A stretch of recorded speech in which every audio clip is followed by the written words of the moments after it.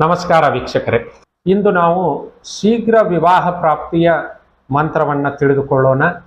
ಶೀಘ್ರ ವಿವಾಹ ಪ್ರಾಪ್ತಿಗೆ ನಮ್ಮ ಪೂರ್ವಿಕರು ಒಂದು ಮಹತ್ವವಾದ ಹಾಗೂ ಉತ್ತಮವಾದಂಥ ಮಂತ್ರವನ್ನು ನೀಡಿದ್ದಾರೆ ವೀಕ್ಷಕರೇ. ಈ ಮಂತ್ರವನ್ನು ಪಠಿಸುವ ನಿಯಮವೇನೆಂದರೆ, ಒಂದು ಬೆಳ್ಳಿ ಮಹಾಲಕ್ಷ್ಮಿಯ ಮೂರ್ತಿಯನ್ನು ತರಬೇಕು. ಅದು ಕುಳಿತದ್ದಾಗಿರಬಹುದು ಅಥವಾ ನಿಂತಿರುವ ಮಹಾಲಕ್ಷ್ಮಿ ಮೂರ್ತಿಯಾಗಿರಬಹುದು.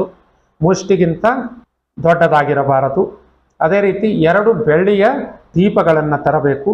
ಆ 2 ದೀಪಗಳನ್ನು ಮಹಾಲಕ್ಷ್ಮಿ ಅಮ್ಮನವರ ಮುಂದೆ ಬೆಳಗಿಸಿ ಈ ಮಂತ್ರವನ್ನು ಪ್ರತಿದಿನ 27 ಬಾರಿ ಹೇಳುವುದರಿಂದ ಶೀಘ್ರ ವಿವಾಹ ಪ್ರಾಪ್ತಿಯಾಗುವುದು. ಆ ಮಂತ್ರ ಈ ರೀತಿ ಬರುತ್ತದೆ ವೀಕ್ಷಕರೇ.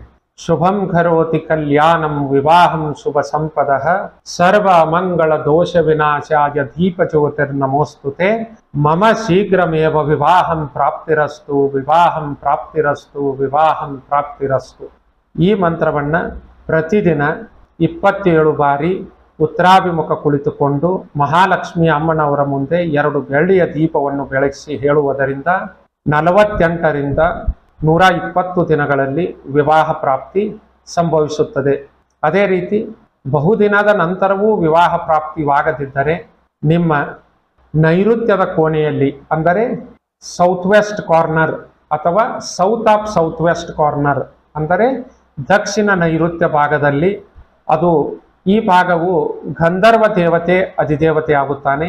ಈ ಸ್ಥಳದಲ್ಲಿ ಒಂದು ಕಾಜಿನ ಬಟ್ಟಲಲ್ಲಿ ಒಂದಿಷ್ಟು ಅಕ್ಕಿ ಹಾಗೂ ಆ ಅಕ್ಕಿಗೆ ಸುಗಂಧ ದ್ರವ್ಯವನ್ನು ಬೆರೆಸಿ ಸೌತ್ ಆಫ್ ಸೌತ್ ವೆಸ್ಟ್ ಅಥವಾ ದಕ್ಷಿಣ ನೈಋತ್ಯ ಎಂದು ಕರೆಯುತ್ತಾರೆ ವೀಕ್ಷಕರೇ. ಈ ಜಾಗದಲ್ಲಿ ವಿವಾಹವಾಗದ ಯುವತಿ ಅಥವಾ ಯುವಕ ಆ ಜಾಗದಲ್ಲಿ ಸುಗಂಧ ದ್ರವ್ಯ ಮಿಶ್ರಿತ ಅಕ್ಕಿಯನ್ನು ಇಡುವುದರಿಂದ ಕೂಡ ಶೀಘ್ರವಾಗಿ ವಿವಾಹ ಪ್ರಾಪ್ತಿಯಾಗುವುದು.